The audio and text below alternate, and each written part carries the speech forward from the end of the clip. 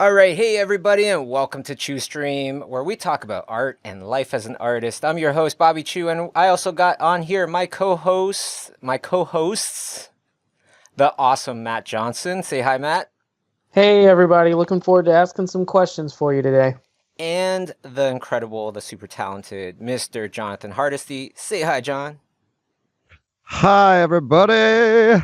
Right on, right on. I wanted to do it fun. That sounded fun. I love the fun that you always bring to these streams. And so also, I want to welcome the wonderful audience that has tuned in for the stream. Thank you guys. And don't forget that this is interactive. You caught the interactive version of this stream, the live version, so you can ask questions and we will answer them. All you need to do is type in question with big capital letters so we can see them a little easier. And if you are one of those poor suckers that are watching this on YouTube later on and it's not live anymore, you're not a poor sucker, but you know what I mean. If you do want to catch a live stream, all you have to do is subscribe to the channel. And then remember, you gotta hit that notification button, the icon that looks like a bell. Hit that, and then you will know instantly the next time we do a live stream or I put on a new video. You will know instantly. Otherwise, you will not. All right, everybody. So we were talking before the stream about this painting that I'm going to do. And John, you were saying you like the painting. I hate the painting. I do not like the painting. So I thought it would be a good idea to start off the stream talking about something that everybody can relate to, which is conquering that artistic mind. And what do I mean by that? I mean your self-esteem, getting motivated, things like that.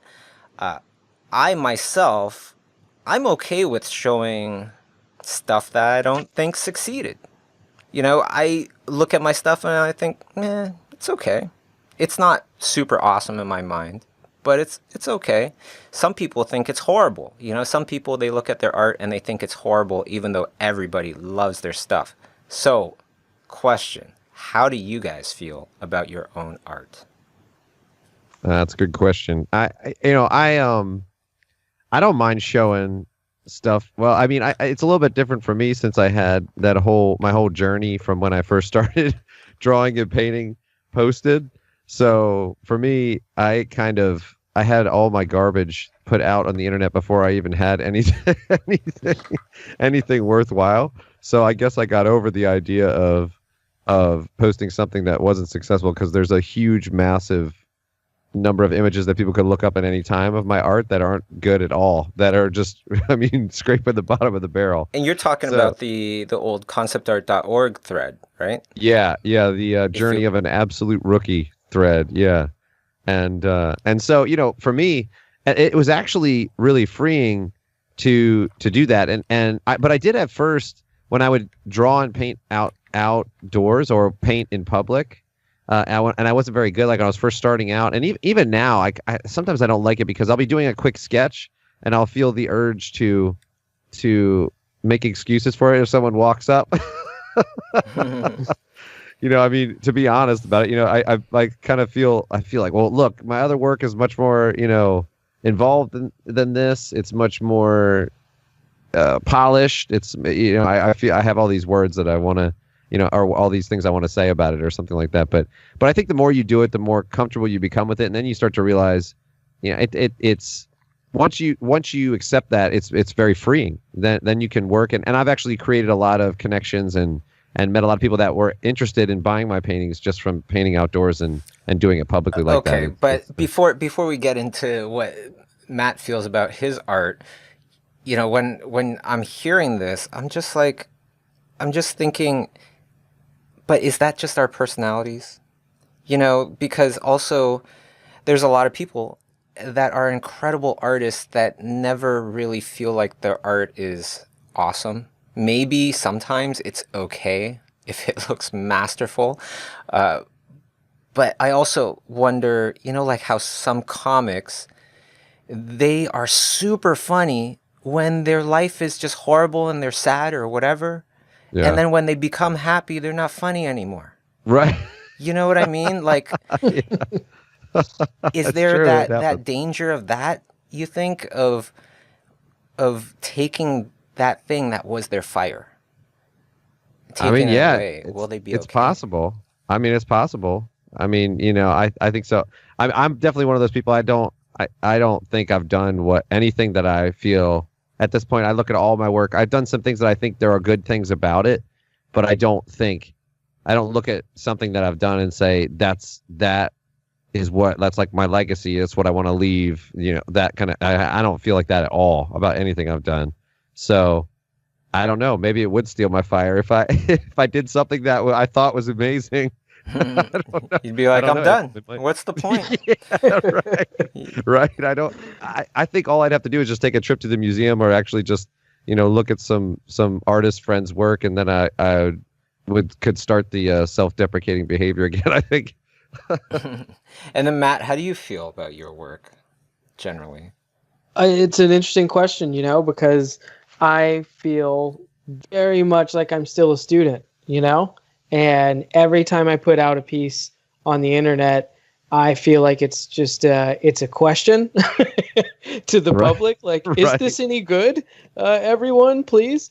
But I also really try to be like, I try to take those pieces that I'm not as proud of, and even when I put them out on the internet and I really hoped for 100 likes and I get 25 likes, uh, take it and learn from it, and take it in stride too. Like, are you doing it for the likes, or are you doing it because you're proud of it in some way to show everybody, I guess, if that makes any sense. Mm-hmm. Oh yeah, Absolutely. sure. Yeah. Um, I was just And thinking, I'm gonna go to your Instagram right now and start liking a bunch of your art. Yeah. oh man. Poor guy. Oh man, yeah, I'm just out here in the lonely tumbleweeds of Instagram, right? Yeah, that's But I'm funny. the same. I do not really feel too like I don't look at my art and go, it's awesome. Most of the time I'm like, Mhm. it's not that good, but I'm okay with that. Well, But what I didn't someone once say, once you're finished with a piece of art, you're already better than that? Right. Right. Do It's you feel true. that? no, I don't. I don't. I feel like sometimes it's kind of like dunking a basketball, you know. Yeah, sometimes you touch that rim and sometimes you don't. It's not like you touch the rim and then you stay up there and you're levitating above the ground. I feel like as you get as you progress more and more, your goals get higher, right? And then it's like it's harder to kind of get to that level and stay at that level. Yeah, that's true. I think that's true. Yeah, I kind of agreed with both of what you said. Because I will finish something, and then I'll think, and when I look back at it, even just a short amount of time afterwards, I'll think I could do that better. Mm. Going through the process of making that painting, I learned things, and unless I do a painting that's very, very similar to that one, I'll feel like, man, I could have done that much better. And I look at the old paintings that I've done, the ones that I did, are probably 5 to 6 years ago, and they just seem awful to me. So it's yeah, but I'm okay with it too. I'm like you, Bobby. I'm okay with it. Because I've really fallen in love with the process. Like when I sell paintings, it's great because I get to keep making paintings, and that's the fun part for me. So for me, when I've gotten addicted to doing things that are difficult, and I like it. And if something starts to feel too easy, I kind of want to move on a little bit and try something else. Mm. One thing that I find with myself is like if I don't feel too hot about a painting, I'm okay with showing people, but I want to tell them that I don't like this painting. Right. I don't want them to think that I actually like this painting. I'm painting it and I'm thinking, wow, this is awesome. No, I don't. So, if everybody else is thinking the same thing, yeah, I'm with you. I don't really totally dig this painting just yet. But yeah, the other kind of battle that we always have with ourselves generally as artists is motivation. How do you get going? What are the things that you have to kind of conquer to get yourself going, and how do you do that? Yeah, it's tricky. That's multifaceted, I think, but I think everybody may have different motivations for why they're doing it. But for me, one thing that really helps and keeps me motivated is actually looking at other art and getting inspired by other art. If I was by myself in a monastery creating paintings or something like that, I think I would go crazy. I need other artists and other approaches and other people doing great things to keep me inspired. When I start to feel down, I go to the museum. And when I first went to the museum, I would feel a little bit depressed, thinking I'm never going to get there and things like that. And I still look at Sargent paintings and things like that, and I'm thinking, well, I'm probably not going to do anything like that. But there's my goal to shoot for, and I start moving in that direction. So it gets me motivated big time when I see somebody doing something awesome. It makes me want to do something awesome as well. That helps me. When is it like a time where you're not motivated, and why, or what kind of things make you waste your time? I think for me, it's when I get tired. When I get tired, and I've got 3 kids and and a wife, and they're the family's got tons of things going on apart from my art, and trying to balance it all can get a little bit tricky sometimes. And so I think when I get tired and the baby's been keeping me up all night or whatever, for weeks, and when I start to get tired is when I start to feel like you just want to relax or you don't want to push through. And also when I feel like I'm not doing that great of a job over and over again for whatever reason, then it becomes harder motivation wise to keep pushing. You have to kind of just have that faith that you'll get better at whatever you're doing. That's really interesting, because a lot of my friends, they have kids and they talk about, oh man, if only I was doing the stuff I was doing now in terms of time management when I didn't have kids. I would have been just doing 10 times as much stuff. Exactly. So what is the big difference between, Daddy John and Single John? Yeah. So I heard somebody mention something when they were talking about CEOs, and they were talking about what the high end or the higher CEOs, like the guys that are and girls that are like super high up, running all the tech companies and things like that. And one of the comments that the person made was they said that they are utilizing their time in a more efficient way than any of us can even conceive of. And I thought that was really interesting.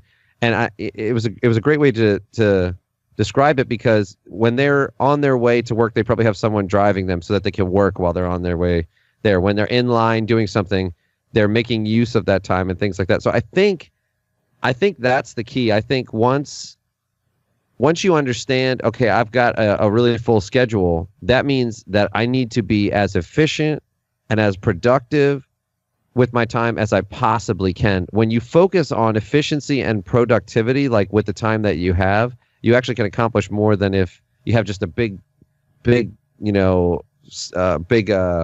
chunk of time that you are not being very, careful to guard and to use properly. I don't know if that makes sense, but the more efficient. I think when you have a busier schedule like that, you have to be really efficient.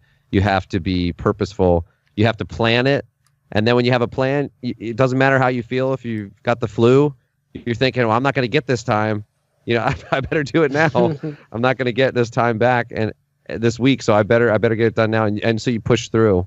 I think that's what it is. I think it's just you become much, much, much more purposeful, much more efficient with your time use.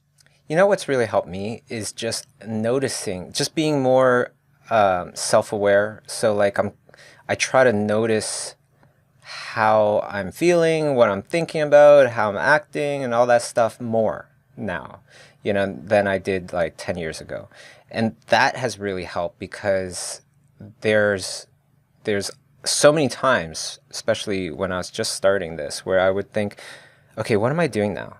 Okay, I'm finished that painting just now. What am I doing now? And then a lot of times I realize, oh, what I was going to do is I was going to check my Instagram or my Facebook or whatever, and checking if I had any more comments, any more likes. Does it really matter? And if you have a lot of apps on your phone, or your phone is kind of, not so hot, it might take a while for it to boot up and to get to that page, and for you to, Right. all these things add up so much. So just being more self-aware, just constantly checking in with yourself and thinking, okay, how fast am I going? Am I really trying to enjoy this? Am I focusing? Am I wasting time? Mm. Especially the stuff in between tasks. That's when I find, oh man, people are super okay with like wasting 10, 15, maybe even 30 minutes in between tasks. Making That's true. coffee, whatever. Yeah. And I would go so far as to add decision fatigue into that, where Yes. when you Nice. can streamline the number of decisions that you're making in a day, you get way ahead when you figure out your food early. You know Mm, what you're going to eat that day. Which drawing you're going to start working on because you left it in a good place last time. Um, right. I think that's a huge part of it. I try Or you, never to schedule stuff in the beginning of my day. I always try to schedule it at night when I'm like pretty exhausted. yeah. That's when I schedule my stuff, because I Mm. want to hit the ground running when I got energy. I want to Mm-hmm. not really think about what do I need to do. I just need somebody to point me in the right direction, which is my to-do list, and then just go at it. Yeah, I think the key thing with that as well is perhaps I think it's fair to say it's probably not an what people associate with artists, which is being intentional and planning and having structure and things like that. Typically as artists, we don't do that naturally, or most artists don't do that naturally, I would say. And so you have to do that though. You have to be intentional and like you said, Matt, I think that's really good. Just streamlining the decisions you make, and even down to keeping your desk clean. So you keep your Mm. desk clean so that you don't have to search for things. If you don't have to search for things, you save time. It's definitely. I've learned that from my wife. My wife is very structured, very very structured, and very intentional about what she does with her time, and it's helped me quite a bit because I plan out, try to plan out the month, and things deviate and things change, so it's tough. But you try to plan out what you would do during the day. You try to plan out your practice sessions, what you're practicing, what you're working on. Try to plan out, what you're going to do and what's there and what's coming up next and things like that. You know Yeah, what's for so sure. interesting about this conversation is that, we're talking about artists, we're talking about art. What makes good art? Well, many different things, but one thing for sure, which is to be different.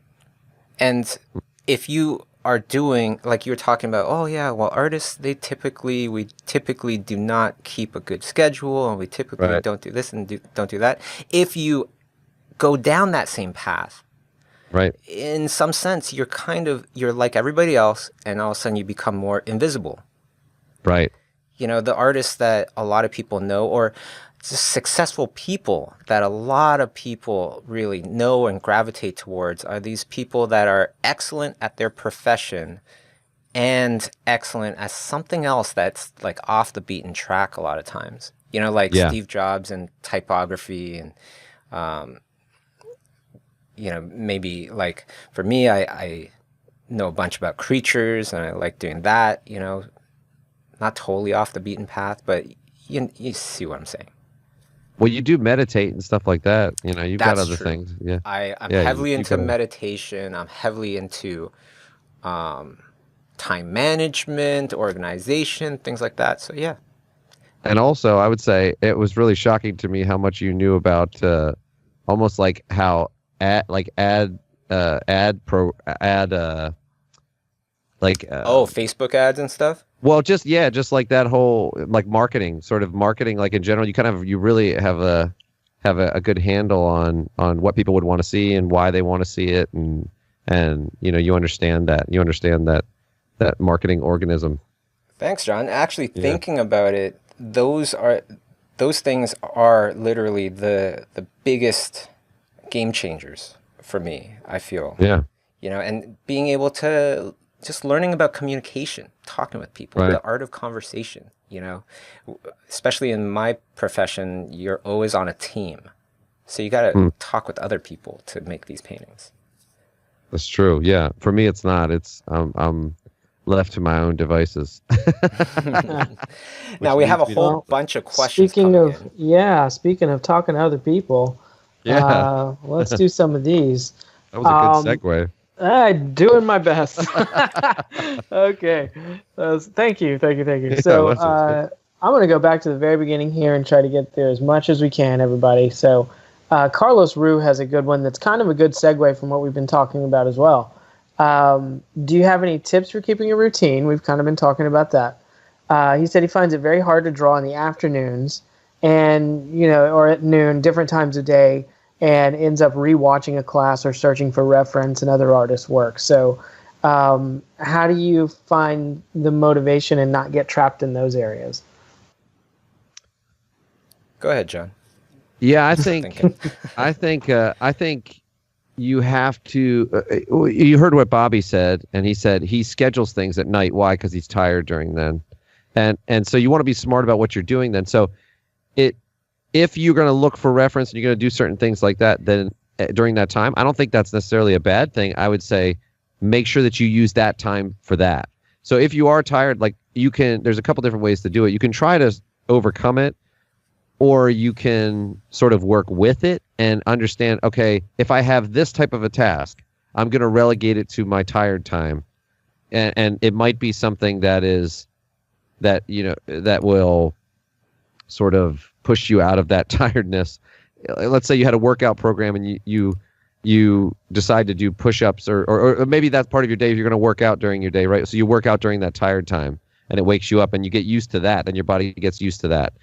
Something like that. I think don't necessarily, if you always have a tired time, make sure you're going to sleep on time and things like that as well. But I think be smart about what you put in that slot. Don't try to do, if you're a doctor, you don't try to do a surgery the first thing after you wake up. I don't think that would probably be the best thing to do is do a surgery the first thing after you wake up, or schedule all your surgeries for 2:00 in the morning or something like that. You probably want to, unless you're really clear and awake during those times, you want to try to, if you're a brain surgeon or something like that, you'd want to be at your best. So I think there's a number of ways to do it. There are ways to combat it, but if you want to work with it, then organize things so that time of day is still very, very useful, but you still give yourself that break as well. I don't know. Do you guys agree with that? Yes. I have my activities that I will start doing when I feel mentally tired, like painting fur. I think this painting right here, I did very, very, very much at the end of my day where I was just like, I was barely holding it together, I think. Yeah. The other thing I do is I set time chunks. There's about 14 people in the studio, so there's a lot of meetings, a lot of whatever. Everybody in the studio, they can see my schedule. So what I do to kind of protect myself from interruptions and trying to create a good amount of time, a good stretch where I can, really concentrate and work on my stuff, I'd put in these time blocks into my calendar the day before. So, Thursday comes around, everybody knows which spots do I have where, yeah, you could totally come over and talk and ask me whatever. But the other times you'll know that, okay, Bobby's trying to work on his painting here or whatnot. Right. And just doing that ahead of time. Right. That is so key. That's such a good one because it's planned. People will not try to break your plans as much. They will get used to not being so kind of spontaneous coming to you and asking you for things unless it's really, really urgent. Yeah. Right. I try to protect myself from that kind of stuff. I told this story in my class on Schoolism too, but so some of you may have heard it, but I saw U2 play a concert, and not everybody has to like U2, but they're a popular band. I saw them a long time ago. Now I'm older now, so some people might be like, "Who's U2?" But they were a band, and they played, and it was a big stadium tour. And I went and saw them play, and they pulled this woman out of the crowd. They were dancing with her. They had all these different things going on stage. They were running around on the stage and doing certain stuff.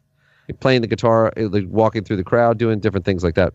Then my friend said, "Hey, I have tickets to the show the next night. Do you want to go again?" I thought, well, hey, well, let's try it. I was younger. I said, let's do it. I had the time to do it. So I went, and it was exactly the same. The show was the same, and the girl that went up on stage was the same, and all of that stuff. And then I realized, I was like, it actually kind of flipped a switch in my head, because I thought everything was planned out. I thought that's why it worked so well. That's why it was so good.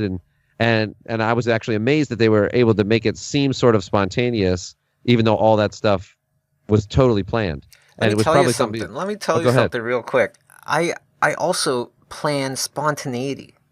Right. How messed up is that? Am I messed up? Because I'll put in my calendar like Saturday. Think of something spontaneous to do. No, man, I don't think. Look, this is the thing. Like, I've been married for coming up on 17 years soon, and people are always talking about in marriage, how do you keep the passion alive? How do you still like to hang out with each other and stuff like that? You have to do that at a certain point. You have to say, you know what? Let's just go do something fun this week. I don't know what we're gonna do. Here's the amount of money we have. Here's the time we have. Let's go do that together. Let's just go do something together, spontaneous. If you don't plan it, then you'll say, let's go to that same restaurant, and let's come back and watch a movie, or you'll do the same thing over and over and over again. So I don't think you're crazy at all. I think in most things you have to be intentional, and people try to make you feel bad for that. How can you have something spontaneous when you're planning it? But I think that's the more mature way of actually going about it, especially when you're busy, and especially when you really want something, you're prioritizing it. And it's like that with me and my wife. She knows it wouldn't be cheesy to her if I did that. If I said, let's do something spontaneous right at this, on this day, she wouldn't think that was cheesy. She would think that was me caring and trying to pour into the relationship. So I think it's good, man. I think it's good. Yeah, I just don't have time. I just don't have time to have anything spontaneous happen. Right. No time for something spontaneous. I like it. So let's go to another question here. How about it? Joel Santana has a question, kind of a career-oriented question. Currently works at an ad agency as an art director. He's been offered a job that's less creative, less money, but also less creatively draining, and he has more free time to work on his growth. Should he go for it? Depends how high he wants to climb that ladder, because you cannot get to the top of the ladder without the passion. You just can't. Yeah, it's true. And also, you have so many factors and things that might be going on in your life that you have to evaluate. What I would say is, make sure that you think about this in 5, 6, 7, 8 different ways, from 8 different sort of perspectives, so that you understand the decision you're making. Because sometimes you can let's say that you say, well, if I take this other job, I'm going to have 8 hours of free time a day to work on this. Well, when are those 8 hours, right? And what's happening during those times? And what you certainly don't want to take this other job and then end up with a situation where you're worse off than you were before. So there's so many factors you have to consider, and that would probably be my advice, because we won't be able, you won't be able to communicate all the different factors that are going into your decision. But you have to think about it from a number of different ways. And yeah, I don't know if you want to add to this, Bobby. This will be a good one for you, I think. Well, something that comes to mind is when I was in college, the idea was to go into this new field that was hot. It was trending, called computer animation, and become a computer animator. I look back at that now, and it's like, okay, you can get jobs doing computer animation, but what's the new hot thing now? I don't know. Maybe it's VR, for example, right? Trends end before your life ends almost all the time, until the last trend, I guess. But that means that you shouldn't do stuff just because you feel like there's opportunity there. Because whatever you might be doing later on, maybe at that time, like maybe a few years ago, you're just looking at cryptocurrency, for example, and that was not trending. Right. Right. And because you're passionate about it, you really got into it. You really became one of the forefront kind of people for that. You know, if you follow your passion and you're good enough and you're somewhat in a direction that can be complementary to the rest of the public, you're going in a good direction. You know, like computer animation before, in the very, very, very beginning, nobody even knew what to do with it. You know, I have a friend where she literally was one of those people that led the whole entire thing of computer animation. She showed this this demo of the spaceship in Star Trek on the computer, right? And this is very, very in the beginning. Nobody's really seen computer animation. And the executive was like, okay, so there's a video of it. When do we get to see the model? Like, and she's like, you are seeing the model. And he's like, no, when do I get to hold the model, you know, look at it? She's like, no, there isn't going to. Anyways, I don't even know where I'm going with this, but I'm saying back then, computer animation, nobody really valued it. They didn't even understand it. But because she was passionate about it, eventually it led to a very successful career when she was in computer animation and all that good stuff. Yeah, I mean, I think the question, you know, it was kind of, I think the way you read the question, Matt, too. I think he was thinking more. This will give him more free time to work on other stuff that he wanted to work on, and so it is related somewhat to what you're saying, Bobby, because you don't necessarily just want to take something that there's a number of other factors to consider. You know, you don't want to take something just because it may give you a little bit more free time. That may be a good thing for you to work on other stuff, or it may, you know, it just you have to factor in all those, like a bunch of things into that decision. But I don't know, that's a hard decision. It's tough when we don't know all the parameters, but really think about it, I would say. And there's a balance to it, right? Like, yes. If there is a tremendous amount of money and you know you can feed your family and, you know, chill out for like 5 years and just do your own art, then yeah, I would totally do that. Right. So, you know, it's one of those things. I get this question all the time because students always ask me, they say, I can quit my job and do art for 20 hours a day, or I can keep this job, and what should I do? And they always ask me that. I always get that question, and it's always a multifaceted answer. And, you know, will you spend that free time doing that? That's the other question as well that's out there. Will you spend that time doing it? Like I said, what time of day is that going to be? What else is in your life? Like, if I had 2 hours of free time all of a sudden, my wife would have something to say about that. You know, she would say, "Hey, I've got to get this done. You need to work on this part of the house that's leaky, or you need to do this." What you got to do, John, is you just got to hold a paintbrush in your hand the whole entire time. Yeah. The whole day, just walk around with it. Just sorry, honey, sorry. I'm just, you know, you show the brush, and then she'll be like, "Oh, shoot, okay." I'm telling you, my wife is so sharp. Like, the second I walked in the house doing it, she would probably say, "That's not going to work, John. I know what you're doing." Wow. Yeah. All right. She's Let's awesome. move on here and let's go to another question from Red Roman. Is there a time when you feel like giving up art for an indefinite period just to recharge your passion? Oh, you know what? Looking back at that last question and this question, the one thing to keep in mind, no matter what, stay in the game. Stay in the game some way, somehow. You know, don't put it off completely. Yeah, I agree. I remember a guitarist I liked. He quit playing music for about a year and a half. He had been doing it his whole life, I think since he was about 6 years old or something. And he was 50 or 45 or something, and he stopped for a year or two. That I would say, okay, you know, that makes sense. You know, he just wanted to try something else, and then he came back to it, and it came back fiercer.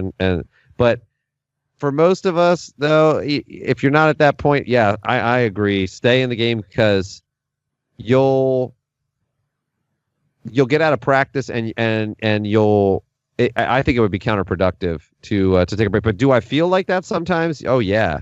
I mean, I feel like that with everything, though. I mean, if I was eating cake long enough, I would definitely feel like taking a break from that too, even though I would like to do that, you know? No, but if you totally put it off, if you totally put anything off, life kind of has a way of making it harder for you to get back on. That's right. That's right. I agree. I agree 100%. I agree 100%. Think about it like this. How many people do you know and they're in a relationship and they say, we broke up but now we're getting back together. And what are you thinking when your friend says that? Okay, you probably shouldn't have gotten back together. It's not going to work, right? And it's because you took a break. And why are you taking a break in the first place? That's usually what everybody's thinking. And are there people that patch it up and it works? Yeah, there are. But most of the time, when you have a break like that and you don't stay in it, like you said, life has a way of just really making you pay for that. I agree, Bobby. And life has a way of filling in the gaps that you have Yep. of free time in your life. Like whether you do it or Right. your significant other does it or whatever, Right. life does it. Yeah, those gaps true. tend to be filled up. It's really true. And it's not, and the thing about it is when people are younger, when they're 18 or 19, they're thinking, well, I can play video games and work on my art. And that's your quandary, right? That's the place that you're at, and that's the struggle you have. But later on, it's good things that you can choose. So it's not just bad things. It's, I can exercise more, or I could not even exercise more. That's pretty good. That benefits a lot of things. But there's other things you can do. You can say, okay, I'm gonna take this like baking class or something. That's not a bad thing. You could do a bunch of different things. You can even spend time with your family, or you can spend time with your friends, or you can spend time looking at art books, or whatever. They can be good things too, but you still have to balance and make sure that you're choosing the right good thing for where you want to go. And you have to keep that balance. And up front, a lot of what I hear students say is, I just don't want to play video games. I don't want to waste time. Well, true. Don't waste time. I mean, just in general. But later on, the decisions become much more difficult, and the decision is between better or best, or good or best, or something like that. And it becomes much, much harder to balance that. And if you quit altogether, you'll find yourself maybe filling that with something that's good, but and fine, but not something that would get you towards your goal. And then you'll be unhappy that you didn't get towards that goal. You know what? Part of the thing that I love about meditating or just sitting there in silence is taking the time to think about the end goal and to appreciate it now.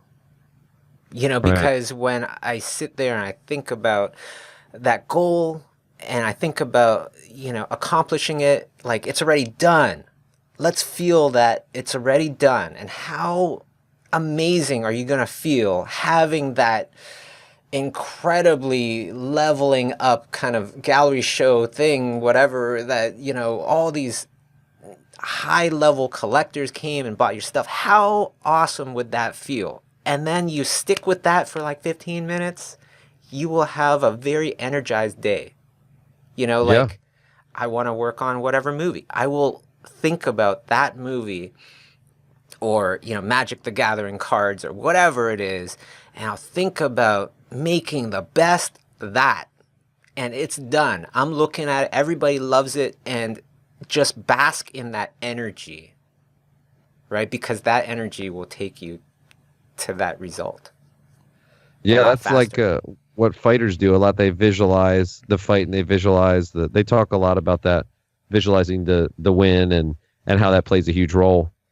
Yeah, like some people, they hear about these things and they're like, okay, The Secret, for example. I read The Secret. I thought it was okay. The thing I didn't like about The Secret was this idea. I know people have to listen to it carefully, but if you just kind of zone out a little bit and just kind of listen very casually, it almost feels like visualize it and it will happen. No, it won't. It won't happen. You got to visualize it to give yourself that energy. And when you visualize very clearly, then you can see all these little holes to avoid, all these little things that you should do, and things that you should avoid. So it helps you that way. Yeah, exactly. I mean, if you don't train and you're not ready and you're a fighter and you visualize the win, it really doesn't do anything. If you only visualize the win and you never visualize getting punched in the face, how surprised are you going to be when somebody punches you in the face? Right. How surprised are you going to be? I want to tell you something. Wonderful. I want to tell you guys a little story that, Did you get punched in the face? I want to hear this. But I got caught off guard. Off guard. Friday. I go to this director that I was working on his film, and he's filming in Toronto. So I went to the set. He invited me to go to the set, and Masay was also working on the film, right? Masay Seki was also working on the film, so she came as well. And I'm telling Masay, I'm like, okay, don't get your hopes up. We're probably gonna just come in and out, say hi, 10 minutes later, and we're out. Because that was my experience from, past experiences. And so I was prepared for that.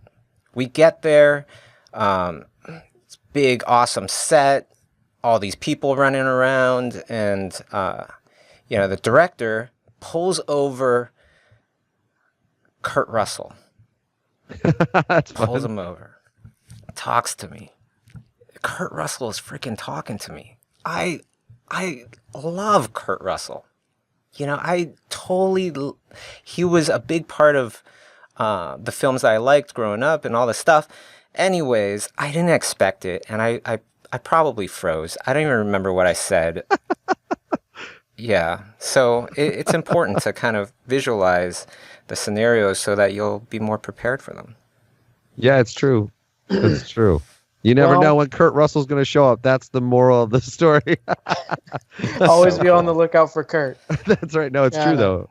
Your own Kurt Russell in your own life, But big shouts out to Kurt Russell. He was really nice. He was a very nice guy. And so it was great to meet somebody that you look up to or you admire and find out that they're actually a nice person, too. Yes, for sure. For sure. And he didn't have to be. No. It's one of those situations where, you're involved with the movie, but you're not going to be there on a daily basis interacting with him. So he didn't have to be nice. Totally. He didn't even need to talk to me. If he just did his thing, and then, I still would have had like a great experience. You know what I love is when really famous people introduce themselves as though you don't know who they are already. And it's so like, man, he's such a humble guy. Like you see like Jimmy Fallon, and he's like, hi, my name's Jimmy, when he meets somebody. And it's just like, man, what a cool way to be. And if anything like that ever happens to me, I always hope I have a level head about it. But I want to ask a couple more viewer questions here. So Matthew Levesque has a question for you, Bobby. I don't know what this is, but he mentioned the Wim Hof method. Oh, there you go. Are you still practicing the Wim Hof method? The Wim Hof method. I am, I do not get paid to endorse his stuff, but I freaking love Wim Hof method. It's been such a life changer for me. I haven't been sick since I started. Since November 2016, I have not been sick once. What? Yes. Helps to exercise your cardiovascular system, helps you to strengthen your immune system, helps you to understand and start to control parts of your brain, parts of your body that you normally cannot control, like adrenaline. Wow. So if anybody isn't seeing the chat, that's WIM, M as in Matthew, and Hof, HOF method if you're interested. And be prepared to be cold. Oh dear. Yeah, there is cold therapy. A lot of people, they fall off once they realize you got to take ice cold showers. It works awesome. It's crazy. It's crazy when you first try it, but I mean, I haven't gotten into it. I need to schedule a time and really go through that and plan it out and do it. I kind of looked at it like, overview, and then it did a couple of things, but I need to go back to you reminding me of it. And if you ever get a chance, some of the showers. If you ever get a chance to attend a live one with him, Ooh. You should do it.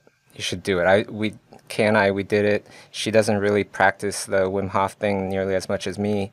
She went into a pool of nothing but like 300 bags of ice in this big pool, and she sat in there. and she was cool. She was totally fine. Right. Right. And it works. It wakes you up like in the morning, even if you want to get your day started and you want to be more productive, I'm telling feel you. Great. Yeah, it's amazing what it does for you. That's why you see people. You're thinking, why are these old people jumping into a lake?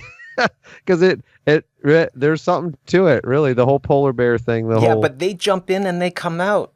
Right. With the Wim Hof method, I would jump in and then I'd stay in there. Right. I literally did that at the lake house. Nice. Yeah, just outside Montreal. Our schoolism lake house. Jumped in there and actually just walked into the lake, because it takes a while before you can get up to your getting depth. I just kept walking and I sat in there, and it was snowing. There was snow on the ground like the day before.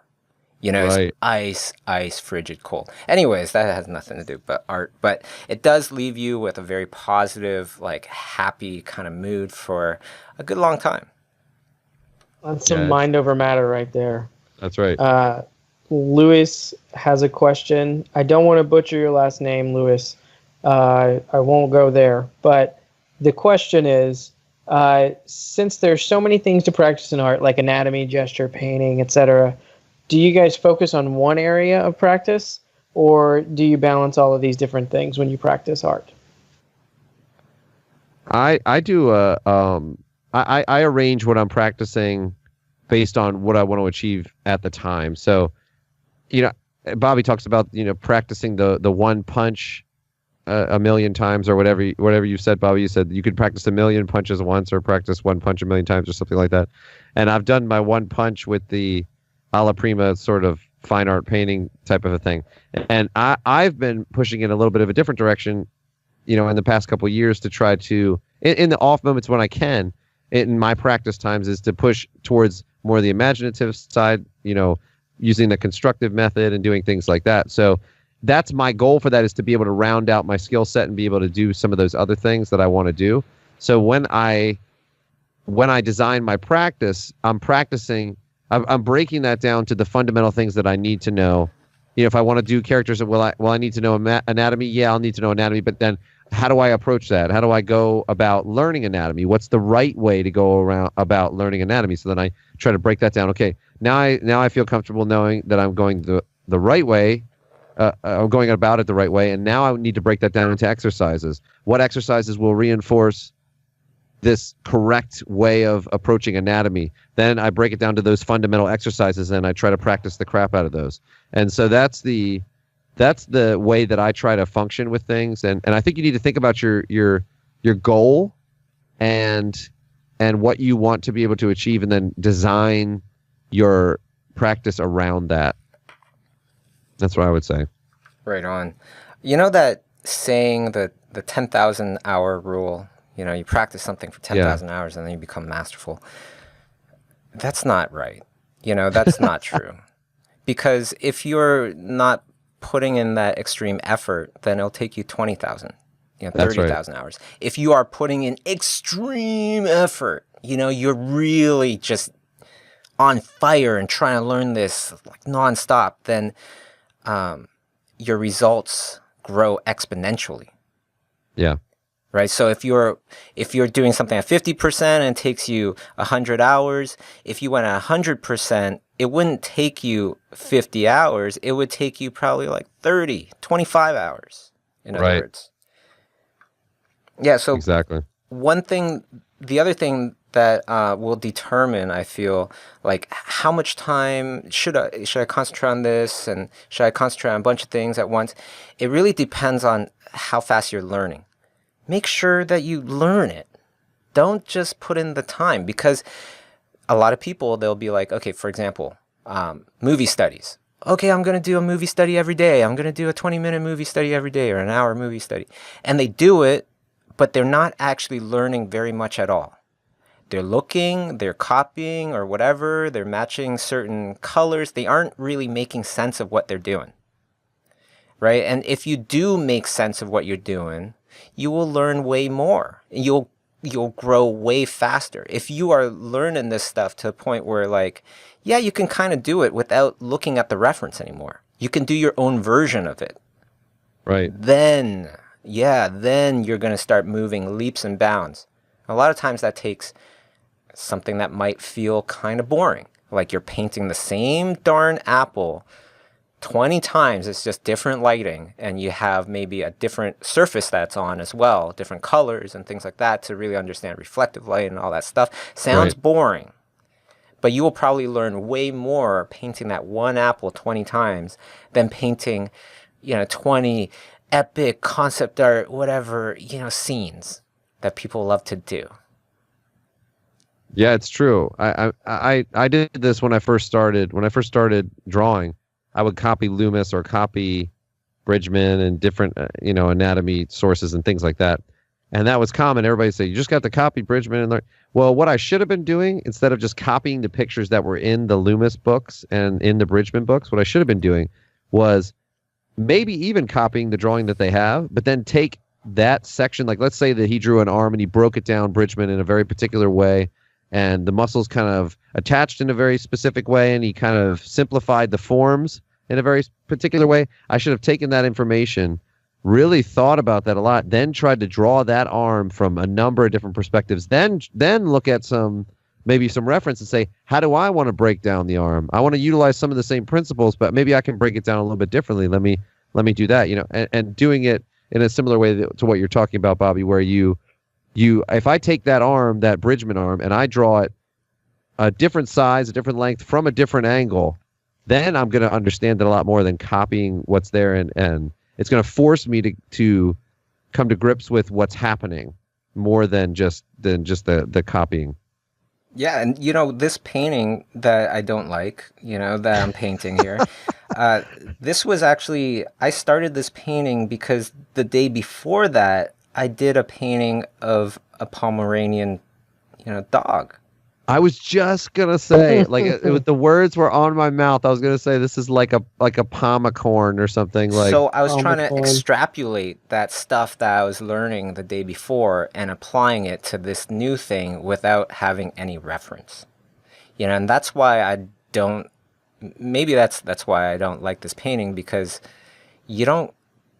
When you have reference, even if you're loosely basing anything off of that reference, you have something to refer to, and that will give you so many little subtleties, and the subtleties and things really, adds the awesomeness to painting. And that takes us to another great question from French Artist 99. French Artist 99 says they're struggling to develop their own narrative and never actually finish complete illustrations and only do studies because they feel stuck without reference. So that's kind of the opposite end of it, right? Like, how do you not get trapped in your reference and bring it to be inspirational, like the piece you're working on today? You have to learn something different. You're learning the wrong things. If that is your goal, you're learning the wrong things. I would say number one thing is find an artist that you like that doesn't use very much reference at all. Paints and draws out of their head. Hopefully they have a book out there or a class. That's why I say whenever I'm stuck, whenever I feel in a rut, whenever I feel like I'm not growing fast enough, I take a schoolism class. I took 3 last year. You know what I mean? If you're constantly learning how different people do things, that's the ultimate in growing your artistic IQ, and yeah, exactly. I think too, you have to practice it. You have to practice it when you're doing studies, like you're talking about doing studies. Well, build the imaginative side into your studies. So, one of the things that I do, like when people are talking about master copies, they'll say, well, I do a master copy. Well, what I make my students do is I make them do a master copy, and then I make them do another painting or drawing, pretending like that it's a new one, that's never, that nobody's seen before. They're creating it themselves, but I want them to pretend like they're the artist that they just did a master study of. So it's a whole new painting, but they have to internalize what they're doing. I think you can do the same thing with something from imagination, right? So do a study of a turkey or whatever, do a study of that. Then use that information from your study from before. Don't use a reference. Create a new creature or a new thing that uses that information, like Bobby's doing right here, like exactly what he's doing right here. And actually, Bobby, I when you first laid out the silhouette, I thought that looks like a Pomeranian. I thought it way back when you first laid out. So that stuck in your mind because Marie's aunt had a Pomeranian, and I would always play with it when we went over to her house, and so I totally read like a Pomeranian. So Yeah, I that was feel like good. it reads too much like a Pomeranian. That's why that's one of the other reasons, I guess, that I really do not like this painting. But You don't feel like you don't feel hate like you this pushed one. it. Yeah. ugh, no, I don't. I feel like I put on some weird, cute, whatever face on a Pomeranian. That's I how see that. feel. I see that. I know what you mean. But Yeah. but I think, but it's it's all right, man. It It's all still good, John. reads like Don't worry about it. No, the fur. but The Don't fur try to reads. cheer me up. don't Let's sugarcoat it just for him, let's John. just Look, yeah, I take will it into say the back this. and shoot it. This Take I it will to the say, back. and this is 100% true. If this is something that you're feeling like, oh, this is horrible, I did horrible, then you're doing pretty good, sir. So don't worry. Yeah, I'll agree with that. I'll also say this is good for anybody watching, just to hear, like if in hindsight, or if you'd never heard this conversation and you saw this painting as just a fan of Bobby's, you'd be like, oh, that's a cool little creature. Like, that's an awesome sketch. But then when you hear the perspective on it, like, now I can't unsee the Pomeranian, right? But it's great because like people feel this way about their own art too. They're like, oh man, well I just used a reference and I just turned a horse into an animal or into a dragon. That's all I did. But But this is other my people don't see that. this is my second weird, unicorn Pomeranian thing. The first one was even worse. So it, it kind of goes to that exercise thing that we were just talking about. Like, I think a lot of the best exercises that you can do, practices that you can do, generally they sound boring. Right. Those are the ones that you're going to get the biggest leaps and bounds in your art. I remember studying Terrell Whitlatch, her stuff, creature designer, super master level, and I would pick one of her drawings. I would draw it, copy it, put it away, redraw it without looking at anything, redraw it again, mirror image, redraw it again, upside down, whatever. And then the next day, for the next week, every morning I'd wake up and try to redraw that thing at the top of my head, whatever I remembered. And that was, a bunch of years ago. And I could still remember a bunch of the things from that particular drawing. That's cool. Yeah, you're right. I agree. I think, one of the things that I'm doing now, and this sounds really funny, but, learning to draw from imagination and learning to draw from your head requires that you have a mastery of shapes and how things turn in space and, being able to think sort of in 3D. Mm-hmm. So for me, drawing simple shapes like cylinders, in like a sticking out of a cube, a sphere with a cross coming out of it, drawing them from each angle and creating a scene with those shapes, understanding how the light would bounce off one, what kind of material are these made of, all those types of things. I'm spending a lot of time just doing that and drawing ellipses, practicing. I remember Marshall Vandriff said he could tell who's a trained and who's an untrained artist based on the person's ellipses. Wow. And because he said somebody who's not a trained artist, it won't have spent the time trying to learn to draw ellipses because they just don't understand how important that is, And if you look at someone like Wes Burt, I was just showing a student, the work of Wes Burt, when you see the sketches, the way he does these pages of 50 heads on one sketchbook page, and it's all different types of people, different ethnicities, different types of faces, and the form it's built into his subconscious, like how the eyes wrap around the back of a head, and even this on what you're doing here, Bobby, just you're doing it probably even without thinking about it at this point, but the ear that's on the right is further back in space, it's turning back that direction, and we're not seeing as much of that as we are of the ear on the left, and the horn, how the horn comes out of the head and comes up, where the exact point is. That kind of stuff, like drawing a horn out of the head of something, is not easy. That is very difficult to do on the fly. That's the kind of simple things that make all the difference in the world. If that horn was wrong and pointed weird, this, no one would like this. We would, it doesn't matter how you painted it, it would just look bad. And so that's a very, very simple shape. So I've been spending a lot of time just doing that, just drawing those simple shapes, really, really starting off that way from that foundational aspect and getting better at that, even to the point with perspective of learning how to draw straight lines freehand properly, which I hadn't practiced that much before. So all of that plays a big role. Absolutely. It's boring, It's boring, but it's what's going to get me there. I really do believe that. And I started schoolism. We do workshops around the world. We have online classes. But before all that, I was still taking classes. I couldn't find any online, but I would buy Nomon DVDs and do the assignments, and try to follow and everything. I would go to workshops like how John and I met. We met at a workshop in Dallas. I don't live in Dallas. I traveled there to learn from him and all these other great artists.